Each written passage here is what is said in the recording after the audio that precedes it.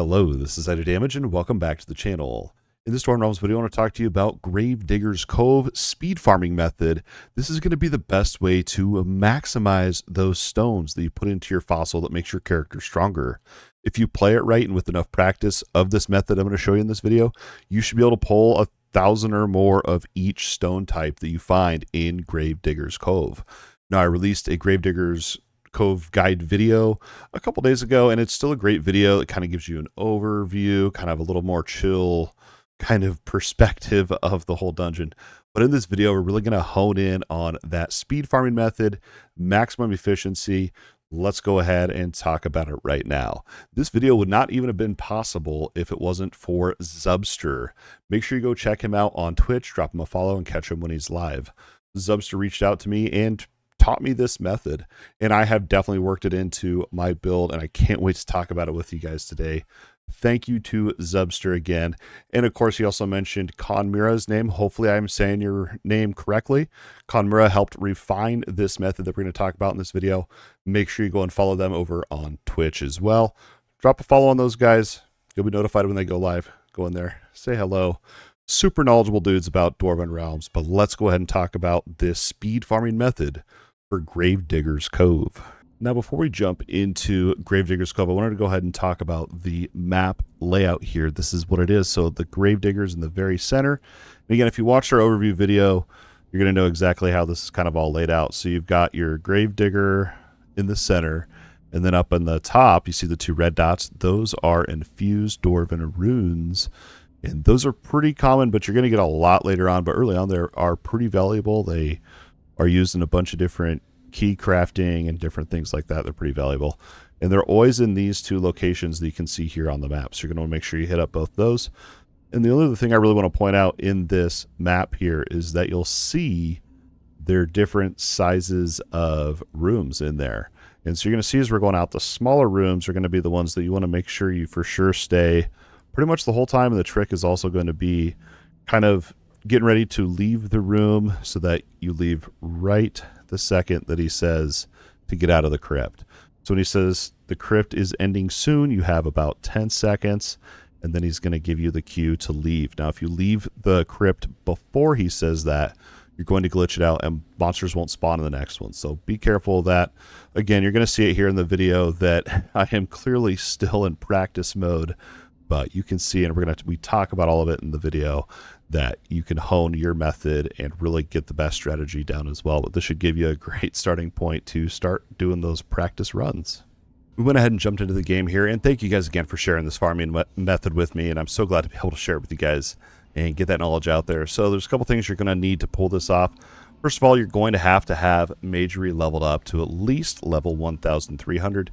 You can play any stance you want, but for this specific farming method, you do need to have your Magery leveled up to 1,300 so that you can get to Ground Blast, and you also have to have Fire Dash, which unlocks at Magery level 500. So the Fire Dash is really important because it obviously you dash around, but on top of that, it syncs up with your normal dodge roll, your space bar. Here's what it looks like with just space bar. Then when we get our Flame Dash, and when we get in that dungeon, you're really going to see this shine. The other ability is that Ground Blast here, and this is what that looks like. Now, you're going to realize when I'm casting these abilities, I'm able to spam them forever without running out of energy. As long as I don't get stunned, I can continue spamming these abilities. You're going to want to make sure you're capable of doing that as well. I believe the sweet spot, Zubster said, was about energy regeneration at plus 35. You can pull it off through certain gear affixes. Otherwise, you can get a monogram here and throw it onto your helmet that basically cuts your energy consumption by 50%. So if you've found that mod, you could throw it on a helmet if you want to, but I'm not running that. Honestly, once you get to a certain point in the game, your energy regeneration is not that much of an issue. But early on, if you're a new player, you're just getting started out, maybe this farming method isn't the best for you quite yet until you can get that Magery up to 1,300 and make sure that you have enough energy regen to continue spamming these abilities. Let's go ahead and jump into Gravedigger's Cove right down here. Go ahead and hit enter. And remember, this is time, so we're going to be trying to do this as quickly as possible. I'm still practicing, so bear with me. Hopefully we get this right. Grab that chest, and then you're going to do your dash trick that we talked about. Talk to the guy immediately. Grab this chest right here. This is imbued Dwarven rune. And once you've talked to the guy, you go over to the one that he lit up. Again, I am still practicing, so bear with me. Now, this is a smaller room, so we're going to stay. And so the very first crypt you go into, you have to stay the entire time until he tells you to get out. The other ones you can leave early. We're going to talk about which ones to leave early, which ones to stay, and so on. So we're going to sit in here, and you can see our effect is hitting the entire room, which is the large part of this farming method. Drastic difference. So he said the crypt's about to spawn, or is about to end, so then he's going to tell us to get out here.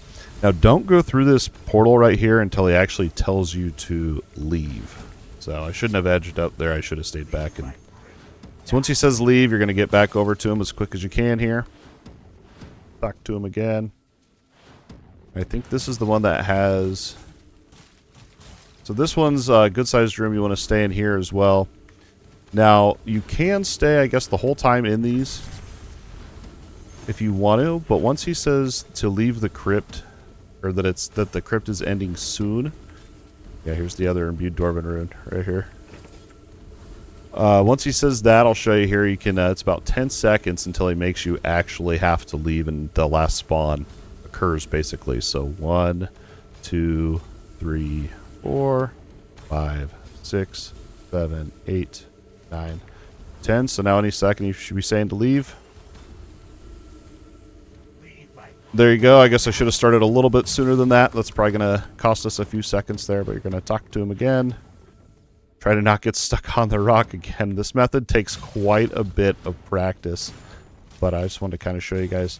So this room's a little bit bigger. You're not actually going to be hitting the whole room in here. So this one, you're going to literally just grab the chests, and you're going to want to get out immediately, and you want to do it quickly so that you can reset it. Otherwise, you're going to glitch it out. So talk to the guy again, and go to the next crypt that he opens.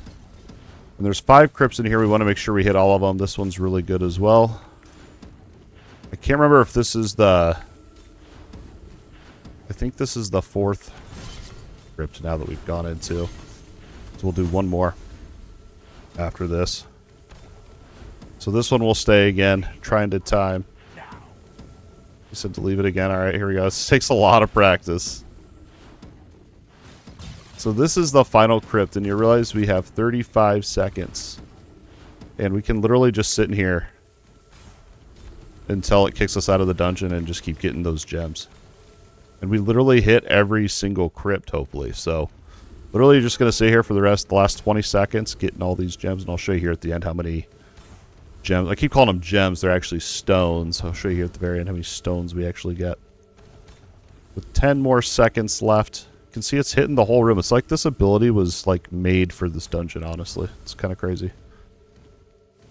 So there you go. Let's see how many stones we got from that. Here we go. We hit at least 1,000 stones. Pretty much. I'm pretty happy with that. I think that's my personal record anyway, is 1,000 gems. Let me know in the comments what your highest score is of stones that you've gotten from this run. This farming method will net you a lot more stones, although you can see that it's going to take some practice to really nail this method down and be able to do it optimally and get the maximum amount of stones. Again, don't stress about it too much. Just make sure you're having fun with the game.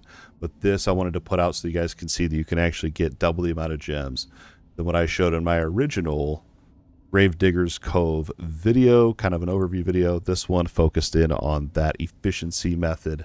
I really hope you found this video useful, and I wish you the best of luck, and hopefully you have an easier time, I guess, than me with, I don't know. I need more practice. I think I've only done 3 or 4 practice runs before recording this, but there you go. You've seen the farming method. I think the only thing I really want to point out is it's really important to not go through that purple portal until he has told you to leave early. And if you're gonna leave early in that bigger room, like I pointed out, make sure you leave way early, because if he says the crypt's gonna end soon and then you leave before he tells you to get out, you will glitch it out and the next one will not spawn any monsters. So again, practice, and you're going to have this nailed down, and you're going to be getting so many stones that you'll be able to push those leaderboards and just keep blasting the game.